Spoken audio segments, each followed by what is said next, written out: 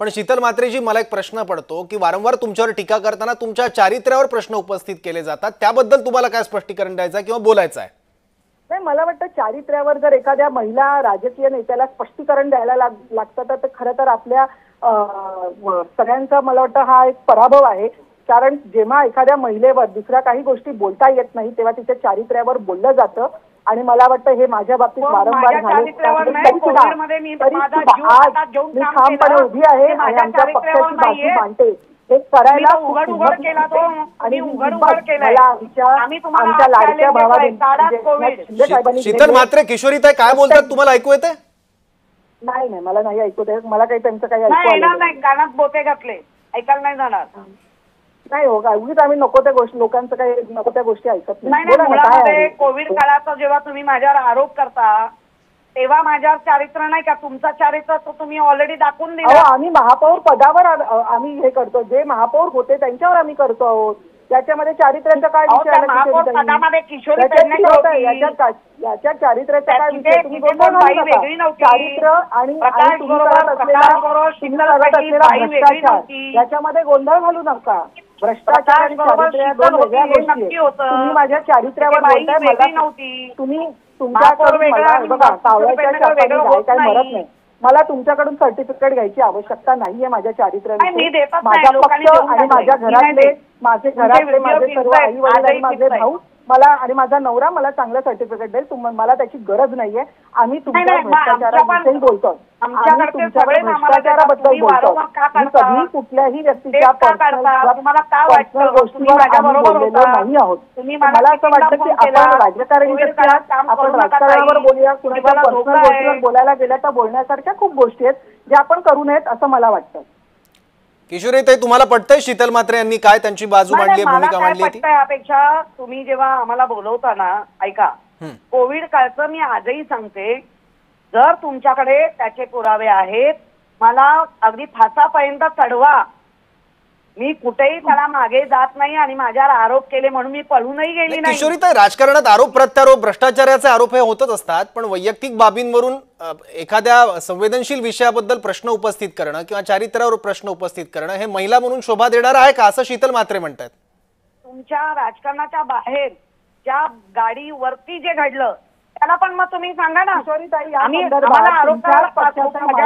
त्याच्यामध्ये तुम्ही एका स्त्रीवर जेव्हा आरोप करता, तो जेलमध्ये वाईट परिस्थिती असताना मी काम केलंय. त्याच्यामुळे एखाद्या वाईट परिस्थिती असताना मी काम केलं, माझ्यावर बॉडीने आरोप करता. महापौर राहिलेली चॅलेंज आहे, मला वाटतं चॅलेंज आहे. याच्यासारखं मला फासापर्यंत नाहीये. मी त्यालाही नाही घाबरत.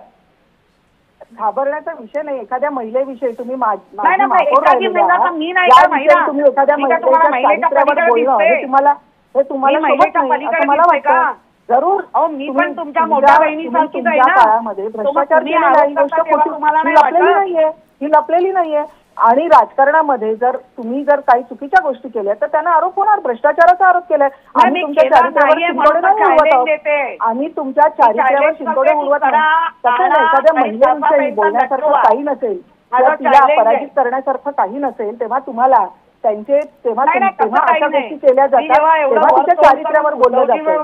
महिलेच्या चारित्र्यावर बोललं, तिच्या चारित्र्यावर शिंतोडे उडवले की ती शांत राहते, ती गप्प राहते, तुटून जाते असं तुम्हाला वाटतं. आणि ही तुमची मानसिकता आहे, ती बदलणं गरजेचं आहे. आमच्या मागे आमचे लाडके भाऊ एकनाथ शिंदे साहेब उभे आहेत. त्याच्यामुळे असले तुमच्या यांना आम्ही घाबरत त्या भाकर धमक्यांना. तुम्हाला जे काय करायचं ते करा. कुणाच्या चारित्र्यावर बोलणं तुम्हाला शोभत नसतं एवढंच मला सांगायचं. नाही, मी दोघांना पण थोडंसं थांबवतो आणि परत एकदा मुद्द्याची आठवण करून देतो. मराठीच्याच मुद्द्यासाठी दोघंही भाऊ एकत्र येणार अशा शक्यता तयार झालेल्या होतात. युतीच्या मुहूर्ताची सुपारी फुटली या दृष्टीने या सगळ्या सभेकडे बघितलं गेलं. पण राज ठाकरे त्याबद्दल काही बोलायला तयार नाहीत आणि आता ते म्हणतात की केवळ मराठीसाठीची ती सभा होती किंवा मराठीसाठीचा विजयोत्सव होता. आणि दुसरं एक वाक्य आहे, नोव्हेंबर डिसेंबर नंतर युतीचं बघू असं म्हटलंय किशोरीताई राज ठाकरेंनी.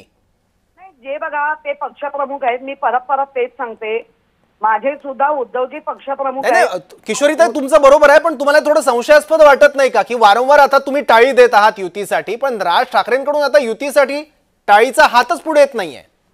नाही, आता पहिल्याच त्यांच्या ह्याच्यामधनं तुमच्याकडनं कळतंय. मी तर कायम आमचा हात पुढे ठेवलेला आहे. मग तो तुम्ही सत्तेसाठी म्हणा, मराठी माणसासाठी, काही पण चांगलं करण्यासाठीच केलेलं आहे. जर राजसाहेबांना असुरक्षित वाटत असेल, काही जे जे असेल ते पक्षप्रमुख म्हणून ते त्यांचा निर्णय घेऊ शकतात. बरोबर. ते जेव्हा निर्णय पूर्णपणे घेतील त्यावेळेला आम्ही बघू ना. आम्ही असे पण एकटेच लढले. आता फक्त एवढाच झालंय, आमचंच घर सोडून बिभीषण बाहेर निघालाय. त्यामुळे आम्ही आहोत. ठीक आहे. थोडंसं मराठी माणसाचं विभाजन होऊ नये एवढंच वाटतं. ठीक आहे, पण शीतल म्हात्रेजी तुम्हाला काय वाटतं, युतीचं घोडं नेमकं अडतंय कुठं? एक लक्षात घ्या, संपलेला पक्ष पासून आमचा हात पक्षासाठी पुढे आहे. कोणता म्हणता तुम्ही, मनसे की ठाकरे गट? संपलेला पक्ष कोणता? मनसे नेहमी म्हणायचा की हा पक्ष संपलेला आहे. ठीक आहे, हा संपलेल्या पक्षापासून आता आम्हाला युती करायची आहे. मला वाटतं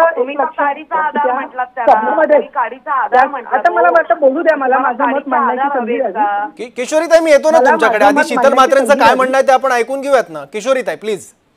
हा बोला शीतल म्हात्रे. विजयी सभेमध्ये आपल्याला सर्व लक्षात आलेलं राज ठाकरेजींचं भाषण हे संपूर्णपणे मराठी भाषा आणि मराठी माणसांच्या संदर्भात होतं आणि उद्धव ठाकरे यांचं भाषण मात्र संपूर्ण राजकीय होतं.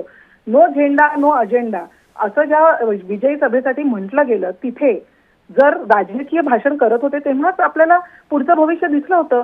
कारण राजजीने कधीच म्हटलं नाही की आम्हाला युती करायची, परंतु उद्धव ठाकरे यांनी 4 ते 5 वेळेला सांगितलं की आम्हाला युती करायची आहे.